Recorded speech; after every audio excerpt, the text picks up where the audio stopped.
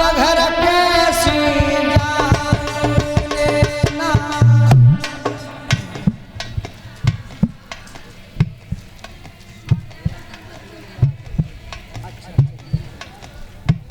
ये शौर्य यादव श्रीमान दर्शन सिंह यादव जी के नाती हैं। दिल्ली से शौर्य यादव बेटा, कामना करते हैं आंगन में ऐसे फूलों की तरह खिलते रहो, यही आशा है भगवान से हमारी।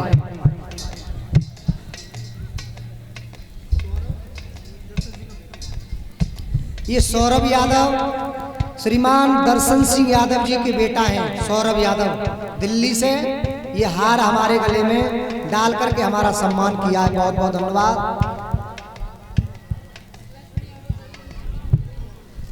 ये रश्मि यादव, ये भी दिल्ली से हैं।